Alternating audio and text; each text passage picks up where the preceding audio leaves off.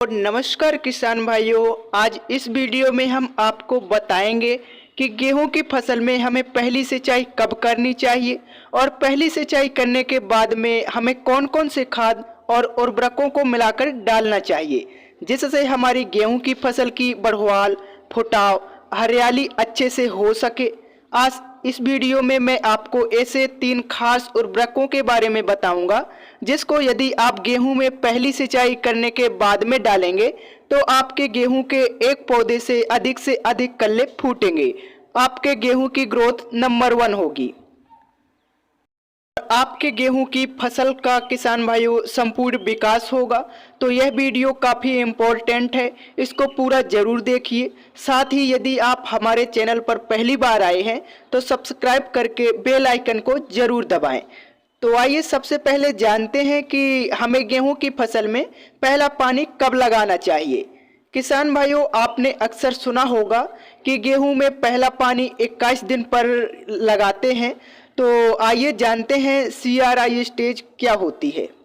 CRI stage का मतलब होता है किसान साथियों क्राउन रूट इंसेक्शन, जिसका हिंदी में मतलब होता है ताज जैसी जड़ें निकलने की शुरुआत।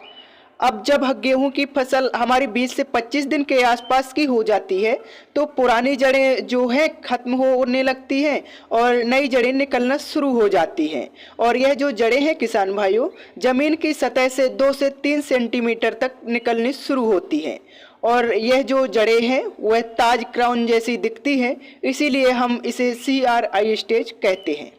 और इसी स्टेज पर किसान भाइयों हमें गेहूं में पहली सिंचाई करनी होती है, लेकिन ज़रूरी नहीं है कि आप गेहूं की फसल में पहली सिंचाई 21 दिन पर ही करें।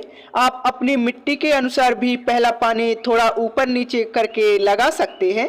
अगर आपकी जो मिट्टी है वह काफ़ी हल्की है तो फिर पहली सिंचाई आप 18 से 21 दिन के बीच कर सकते हैं। यदि आपकी मिट्टी बढ़िया है, अच्छी है, तो पहली सिंचाई आप 21 से 25 दिन के बीच में भी कर सकते हैं। यह एक सही समय माना जाता है।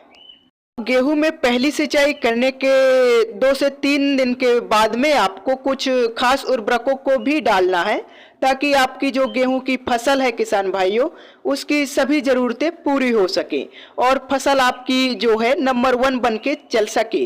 तो नंबर 1 पर किसान भाइयों इस समय आपको जिस खास उर्वरक का प्रयोग करना है वह है यूरिया। जी हाँ किसान भाइयों, गेहूं की फसल में हमें पहली सिंचाई पर सबसे ज़्यादा आवश्यकता नाइट्रोजन की होती है, तो हमें इस समय यूरिया का प्रयोग करना है। यूरिया की यदि हम मात्रा की बात करें तो लगभग आप 40 से लेकर 45 किलो प्रति एकड़ के हिसाब से पहली यूरिया का प्रयोग कर सकते हैं। अब यूरिया डालने से किसान भाइयों हमारी जो गेहूं की फसल है उसका वृद्धि, विकास, हरियाली काफ़ी बढ़िया से होता है। अब यहाँ पर कुछ बातों का आपको ध्यान रखना है, जैसे किसान भाइयों यदि आप गेहूं बुआई के समय पर कुछ खाद नहीं डाल पाए थे या फिर आप कम मात्रा में डाल पाए थे, चाहे वह DAP हो या फिर पोटास हो, तो यदि आप इन दोनों खादों को शुरुआत में बुआई के समय पर नहीं डाल पाए थे तो यह एक सही समय है। पहली सिंचाई पर भी आप इन दोनों खादों को डाल सकते हैं, तब भी आपको बेहतरीन रिजल्ट प्राप्त होंगे।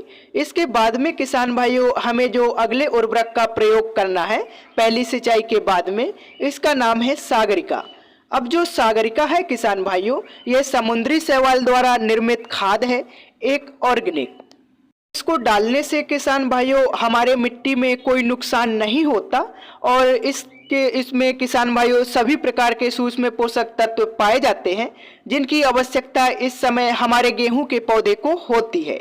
अब इसको डालने से कई सारे फायदे होंगे किसान भाइयों। सबसे पहले तो यह हमारे मिट्टी की जो उर्वरक क्षमता है उसमें वृद्धि करेगा, साथ ही हमारी गेहूं की फसल की ग्रोथ, बढ़वाल बहुत ही अच्छे तरीके से होगी।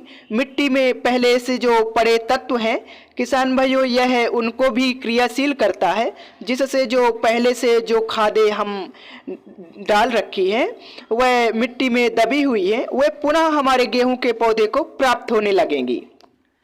इसके साथ ही पौधे की जो रोग प्रतिरोधक क्षमता है उसको बढ़ाता है, फुटाव, कल्ले अधिक बनते हैं, प्रकाश संश्लेषण की जो प्रक्रिया है उसको भी यह नियंत्रित करता है, गेहूं के जड़ों का भी विकास करता है।